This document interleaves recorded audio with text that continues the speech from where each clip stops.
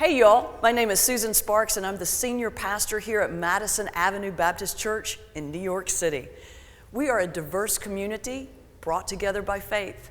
We hope that you enjoy our service today. Who has another hymn for us to do today? Jamie, give me that book. It's mine. No, I want to choose. Why do you always get to pick? Because it's my book. I want to pick.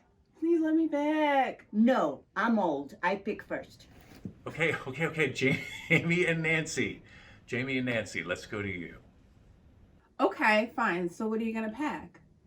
I think I have a hymn here that both of us like very, very much. Oh, yeah? What is it? It's I Have Decided to Follow Jesus, page 344. Awesome. I'm excited. Yes. I have decided to follow Jesus, number 344. This is a wonderful old school hymn in which we each proclaim that we have made a conscious choice to turn away from pride and selfishness and follow Christ's example of love and compassion. Please join me on verses 1, 2, and 4. I have decided to follow Jesus. I have decided to follow Jesus. I have decided to follow Jesus. No turning back, no turning back. The world behind me, the cross before me. The world behind me, the cross before me. The world behind me, the cross before me. No turning back, no turning back. Will you decide now to follow Jesus? Will you decide now to follow Jesus? Will you decide now to follow Jesus? No turning back, no turning back. Great hymn. Leading that one was fellow baritone Brian Long. Thanks, Brian. That was great. All right, let's see. Do we have... Yeah, I think we've got time for another one. Who's got another one? Pick me, pick me, pick me. All right, Jackie, your turn. Let's do Jackie's hymn. Thank you for picking me. Please play 452. Here I am, Lord, and I promise not to cry. Great choice. Great choice. I love that hymn. In fact, I love that hymn so much, I think I'm going to do this one. So this is Here I Am, Lord, number 452 in your hymnal. Here I am, Lord. Let's do the first verse, and then we'll sing through the refrain twice. Once again, this is Here I Am, Lord, number 452 in your hymnal.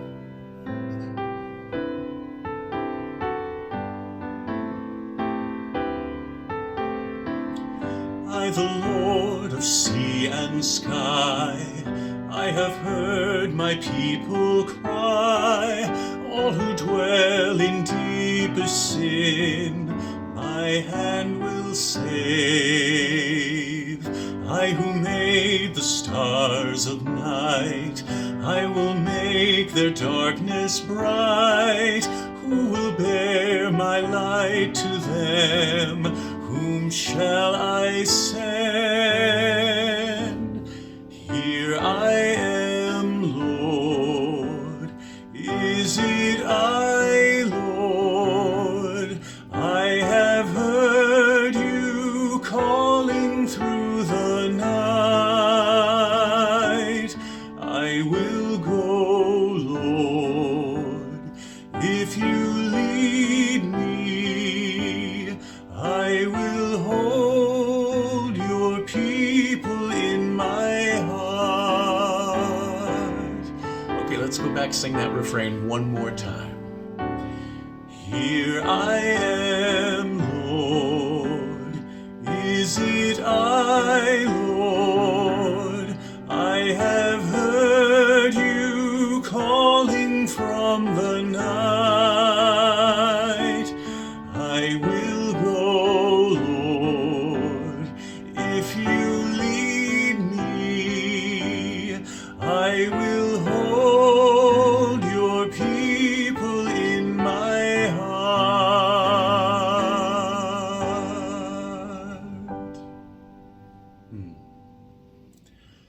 Thank you so much, everyone. I hope you enjoyed our hymn sing. I hope you sang along loud and strong. Hopefully by the next time there's a fifth Sunday in a month, we are back in our sanctuary. But if not, we will meet right back here and do the same thing again. Continue to take care of yourselves and each other, my friends. And if you're down, feeling blue every once in a while, pull out your hymnal. Always makes me feel better. Bye, everybody. Thanks for the great suggestions. Thanks for singing along. The title of my sermon today is Burn the Ships. So I'm a big believer that you can learn as much from mistakes as triumphs. And today, we're going to study both, using Jesus and a Spanish conquistador, as one does. So let's start with our conquistador, named Hernan Cortez. Now here is his triumph that we can learn from. In 1519, Cortez sailed from Spain to the New World, the shores of what is now southeast Mexico.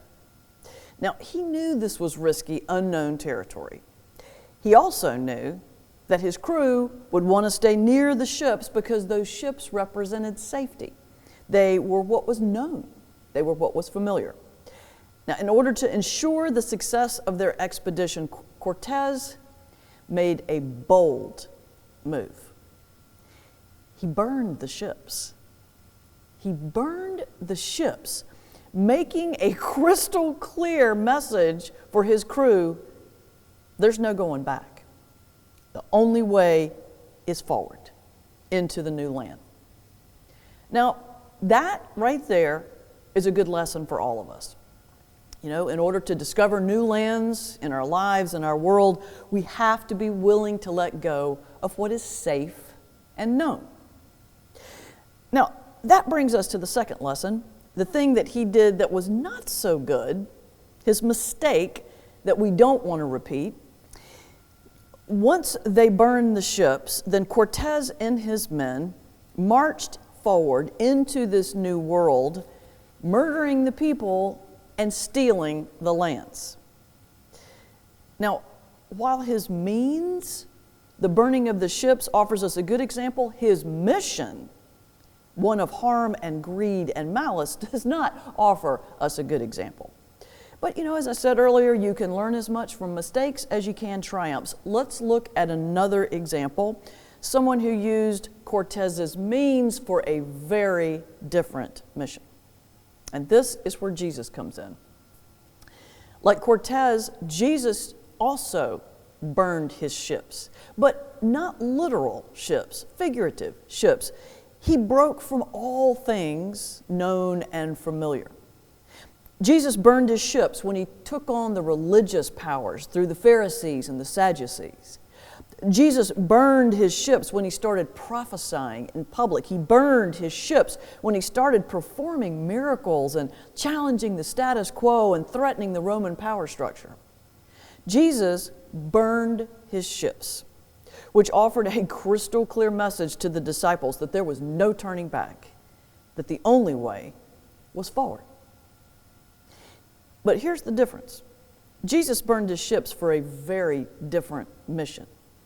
Unlike Cortez, Jesus' mission was one of mercy, not malice, grace, not greed, and harmony, not harm. In fact, it's a mission that is set forth in our scriptures today, a mission known as the Great Commission. Jesus says in Matthew 28, "Go and make disciples of all nations, baptizing them in the name of the Father and the Son and the Holy Spirit, and teaching them to obey everything I have commanded you." Now, some of you know that Scripture has a number of different translations, and our reading today came from the New Revised Standard Version, which is the version that we use here in the church in our Bible. I also like the translation offered by the Message, which is a translation that puts our ancient scriptures into more contemporary language. For example, the Message translates Jesus' words from the Great Commission like this: "God authorized and commanded me to commission you to go out and train everyone you meet, far and near, in this way of life. Now, what is this way of life? Well, come on, we all know. If you just read the Gospels, even one time, we know that it is a life of mercy, of grace and harmony. It is a life of love that Jesus speaks about. Jesus and his disciples, they burned their ships. They let go of all things safe and familiar in order to bring forth a new world of harmony and grace and love and mercy. And that's our commission too. To let go of all things that hold us back from sharing a life of grace and mercy and love with ourselves and with our world. Now, how do we do that? Well, let me just walk us through a couple of examples, right? Let's start first of all with our personal life, right? Why not? Let me ask you these questions. In what ships are you stuck? What things are you scared to let go of? What patterns do you need to break in order to lead a merciful, harmonious, grace-filled life? You got to burn those ships. There's no going back to these old patterns. The only way forward for us in our lives to make any kind of advancement or achievement is to go forward into a new world. Well, let's look at another example. How about one from our world today? You know, there's still so many people who insist on holding on to an idea of a return to some imagined, ostensible utopia where everyone looks the same, talks the same, thinks the same, and acts the same. Brothers and sisters, that vision is a rotting ship anchored off the shores of a new global world. While for some, it may feel safe and known and familiar, that vision spells disaster for achieving any kind of change. We have to burn those ships. We got to burn them now. We must realize that to truly live together in a global world, there's no turning back. There's no returning to a world of colonization where people and lands are appropriated for power. There's no returning to a world where a person's worth is summarily judged based on the color of their skin. There's no returning to a world where people are bullied, tortured, or killed for their sexual orientation. There's no returning to a world where we can possibly claim to have a lock on truth. We've got to burn those ships. We've got to burn them now. Because the only way forward is into a new world with a new mission. I want to leave you with one last example, and that's an example relating to the church. And let me start with a statistic, because everybody loves statistics, right? As of October 2020, 4.6 billion people were active internet users, which means 59% of the entire global population is online. As followers of Christ, we are now called into that new world, into that digital mission field to invite everyone we meet into a life of love and mercy and harmony and grace.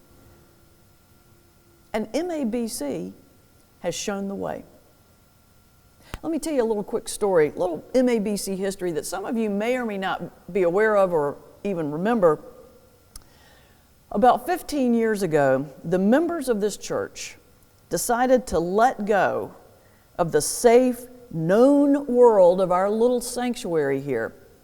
At that time, those years ago, our worship services were once a week on Sunday at 11 and only enjoyed by those who were able to show up in person on site. But 15 years ago, thanks to the foresight and courage of our leaders, we decided to wade into the new world of podcasting. Now, I know some of you are like, new world, give me a break. Well, okay, now, maybe not. But back then, podcasting 15 years ago was truly unknown territory. I mean, we had no idea where this new world, would take us, what it would look like, what was out there, what was to come. But we burned the ships. And we let go of the familiar and moved into this new world with our MABC mission of love. And you know what?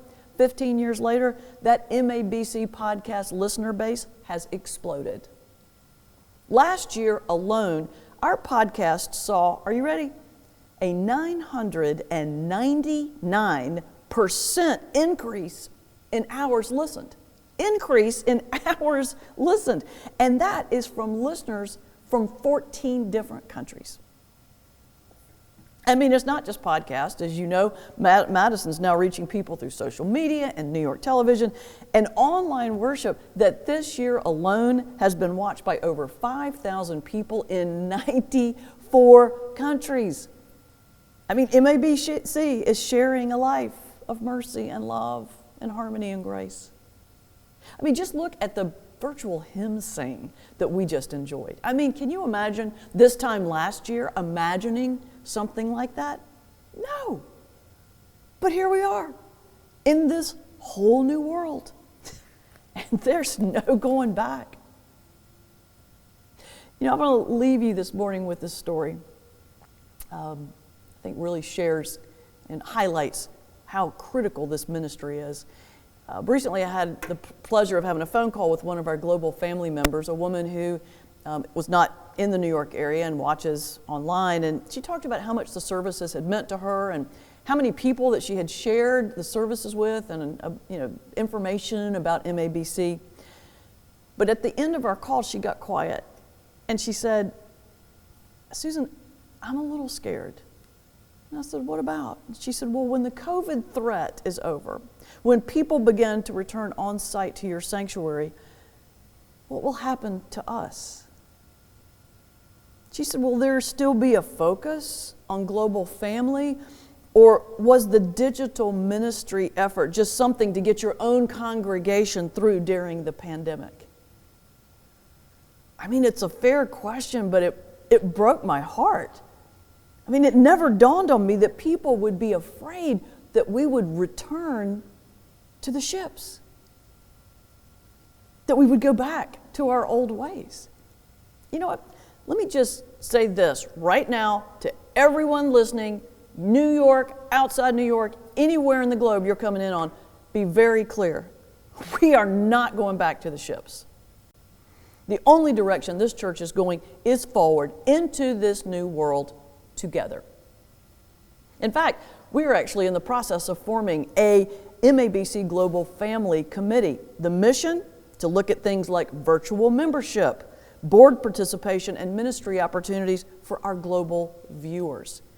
The goal of this church, and be very clear about this, the goal and my goal and the goal of this church is to ensure that the ministries and worship experiences of this church are offered equally to everyone, no matter where they're located.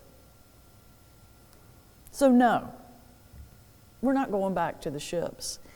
But yeah, it's an unknown new world in front of us. But let me share these last two things with you that should bring us courage. First are Jesus' words at the end of the Great Commission. "Surely I am with you always, even until the end of the age." And second, I want us to remember the words that Dr. Cheryl Dudley shared with us, the words from God that should bring us hope. "The latter glory of this house will be greater than the former, and in this place I will provide peace." Friends, we are standing on the shores of a vast, unknown new world. Are we going to return to the ships? No. We're going to burn them. We're going to burn the ships, and then we're going to march forward into a new era, changing the very face of the church and bringing mercy and harmony and grace and love to all ends of the earth. And the people said, Amen.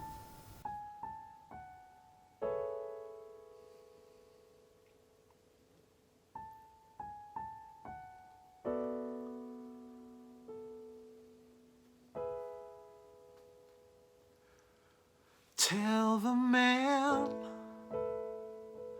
who repairs the wings for angels that one has fallen among the mortals on Bleecker Street.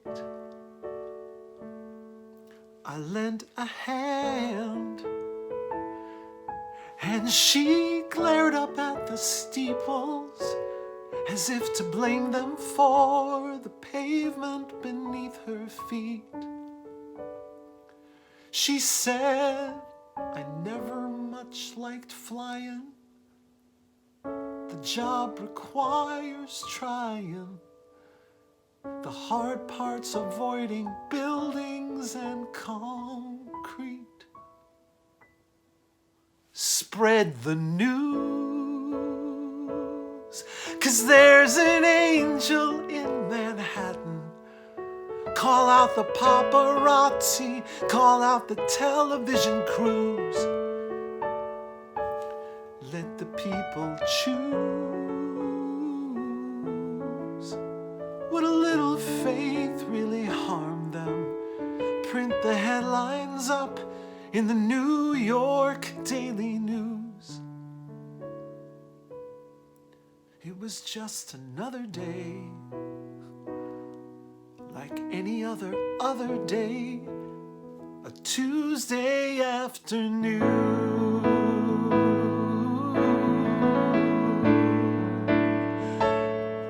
I hailed a cab, and a crowd gathered as it pulled beside us, and someone tore at her wings, but I helped her safely inside. I'm much obliged, she said, but the driver, he looked shaken.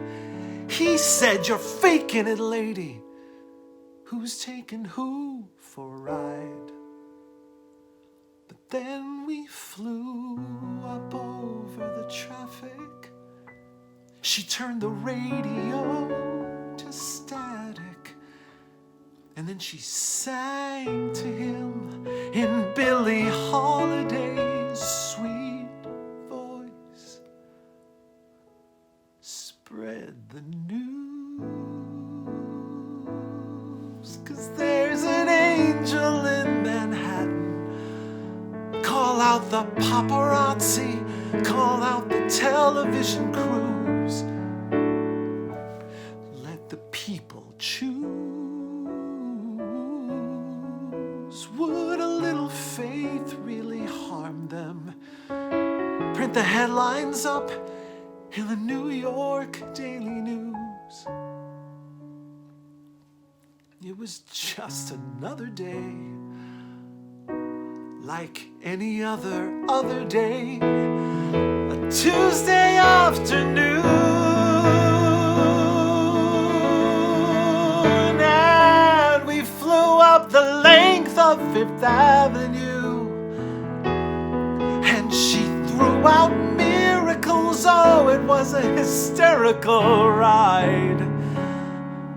And though the crowd on the sidewalk looked skeptical, well, she took the blue right out of their cynical eyes. Do you remember how that felt inside? Well, she shook the mayor's hand, and he declared he would hold a press conference, and all the fans and protesters blocked the stairs to City Hall. I'd like to thank you all, he said. And when she stepped before the cameras, man, it felt like a trial. But she smiled as the questions were called. They asked her, what do you say to detractors who claim you're just some actor. And she said, the question here is, do I believe in you?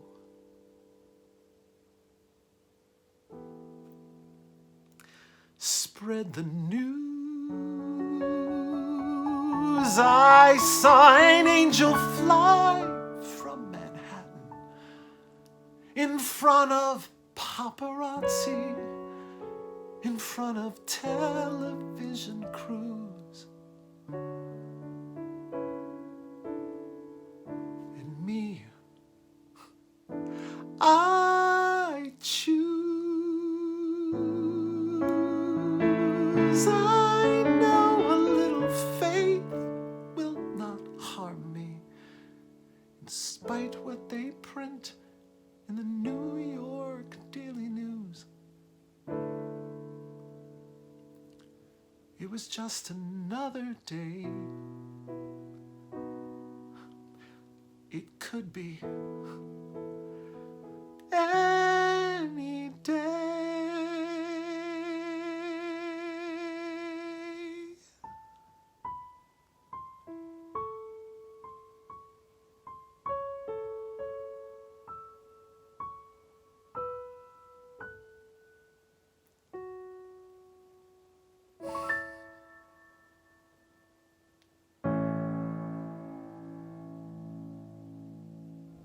Thanks for joining us.